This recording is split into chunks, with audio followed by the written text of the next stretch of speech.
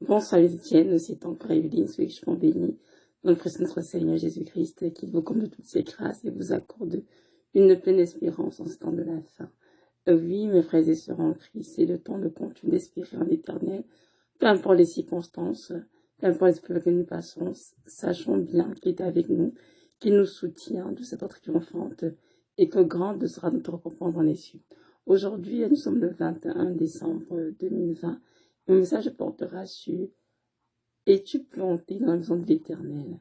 Oui, il est important en tant que chrétien de comprendre que notre Dieu nous a créés avec un but précis et a un chemin en fait unique de chaque chrétien, une destinée unique. Donc, chaque chrétien dans sa vie sur terre doit s'assurer que tout ce qu'il fait est véritablement dans la volonté parfaite du Seigneur, y compris le lieu où il habite, où il travaille. C'est très important. Avec le Seigneur, rien ne fait du hasard. Tout est déjà planifié par lui avant la fondation du monde. Et notre travail à nous, c'est de découvrir son plan pour chacune de nos vies et de nous soumettre à ce plan qu'il a pour nous. Beaucoup de chrétiens ont tendance à vouloir s'installer n'importe où, n'importe quel pays, n'importe quelle région, selon leur propre penchant, comme ils le ressentent, comme ils veulent. Mais nous devons comprendre qu'un enfant de Dieu qui est soumis à Christ doit toujours prier et s'assurer que là où il veut s'installer, avec sa famille, que ce soit dans une ville, dans un pays, dans une région quelconque, est vraiment l'endroit choisi par Dieu pour lui. Oui, c'est très important. Notre Seigneur est un Dieu ordonné, discipliné, et avec lui, rien ne se fait au hasard. Tout a été planifié, ordonné par lui. Faisons la parole qu'on voit à notre père Abraham.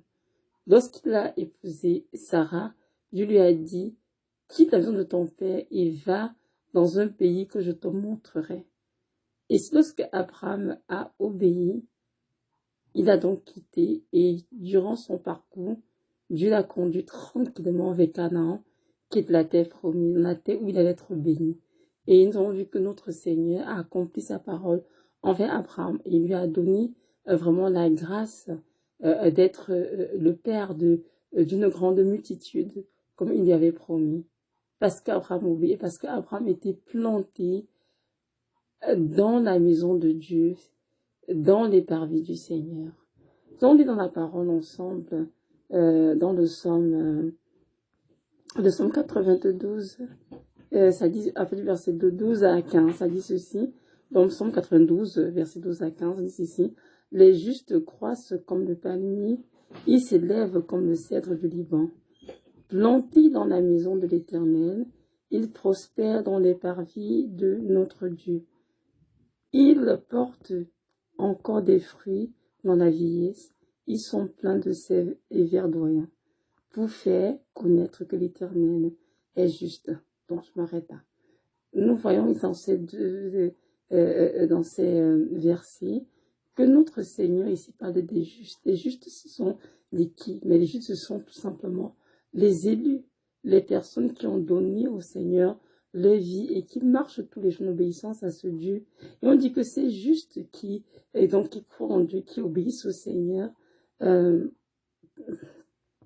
ils croissent en fait comme le palmier. Ici, dès qu'on essaie de Liban, si vous, pour ceux qui vivent en Afrique ou dans les Caraïbes, dans les tropiques, des fois, ils connaissent ce qu'on appelle des palmiers. Les palmiers sont vraiment des arbres très très gigantesques qui produisent des noix de coco et d'autres noix. Et ce sont des arbres qui sont très très très hauts dans le ciel et vraiment qui sont très rigides et très forts. Donc ici, Dieu compare la croissance des justes à celle des palmiers. Les disciples, les justes sont donc qui obéissent au Seigneur, qui aiment le Seigneur, croissent comme des palmiers. Ils s'élèvent comme le cèdre du Liban. Le cèdre, c'est parce que c'est un arbre qui est très très rigide et qui est aussi élevé dans le ciel comme le palmier. Et sont des arbres qui sont très très forts. Donc le juste en fait est celui que Dieu aime et il porte du fruit. C'est écrit ce verset 13. Planté dans la maison de l'Éternel, il prospère dans les parvis de notre Dieu. Donc, comment est-ce que juste peut être planté dans la maison de l'Éternel? Lorsque par exemple, ici, on parle de la présence de Dieu. Parce que là où le chrétien est, il doit être capable de transporter avec lui constamment la présence de Dieu.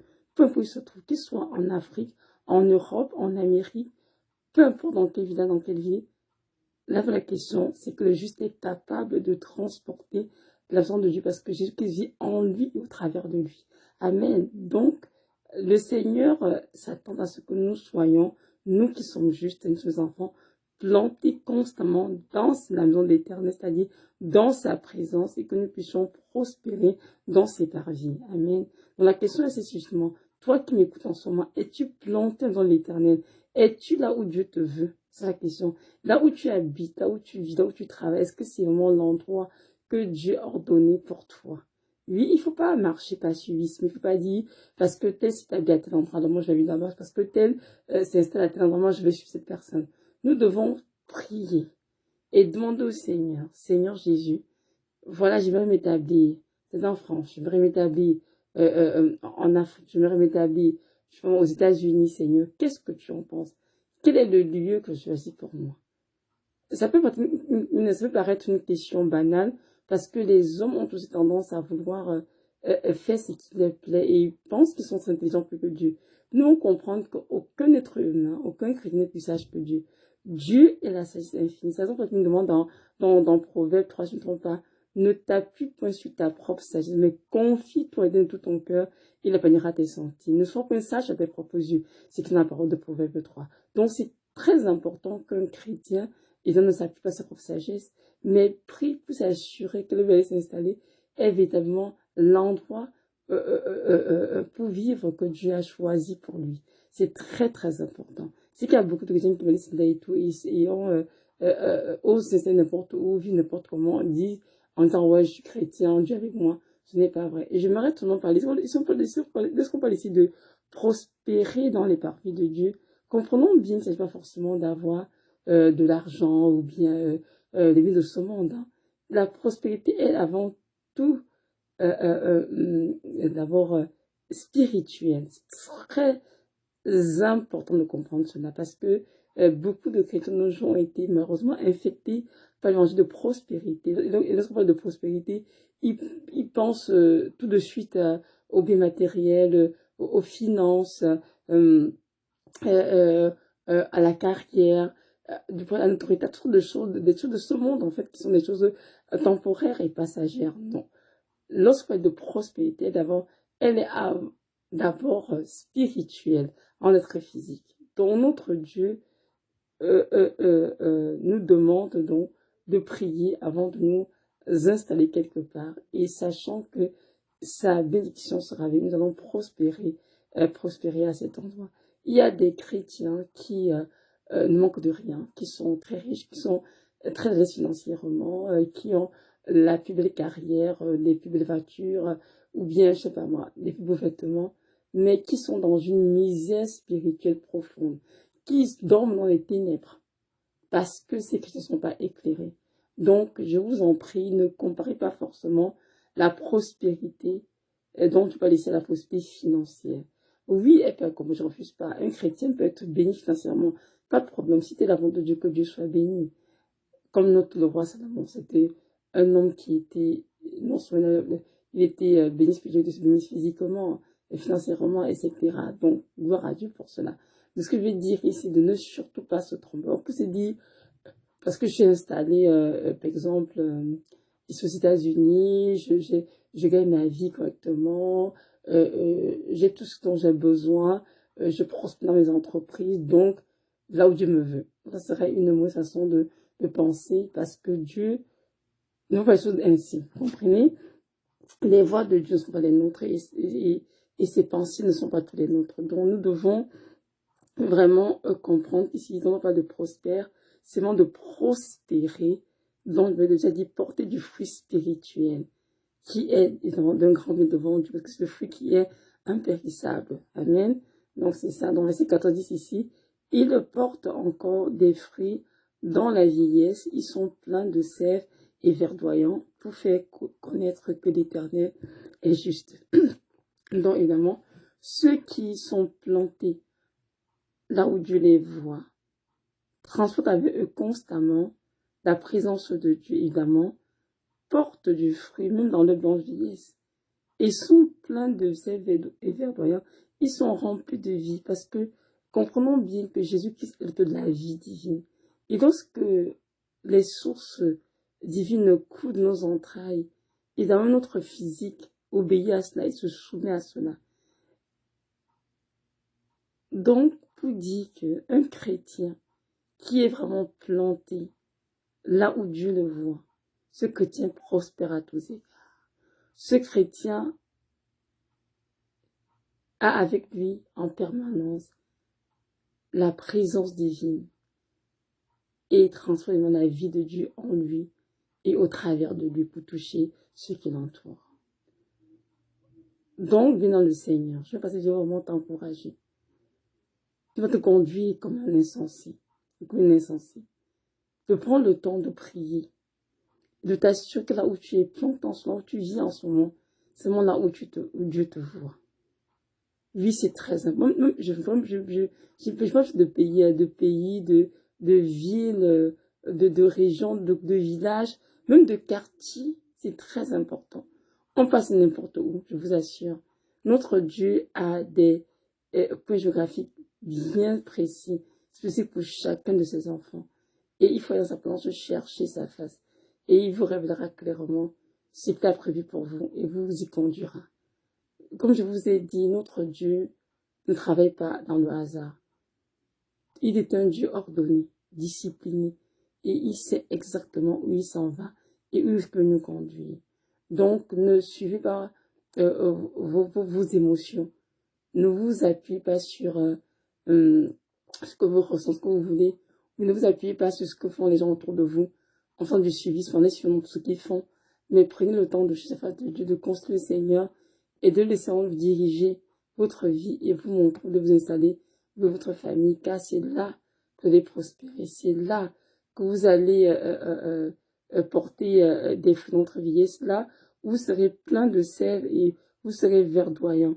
C'est là où vous allez être une bénédiction pour tous ceux qui vous entoureront. Donc, mes bien Seigneur, je vous en prie, prenez le temps de chercher la face de Dieu. C'est très important. Si tu m'écoutes en ce moment, tu veux absolument t'installer, t'établir en France, par exemple, alors que Dieu te voit au Congo ou au Cameroun, tu crois bien que tu vas te faire fausse route. Tu vas peut-être te forcer à rester en France. Tu auras probablement tout ce que tu désires.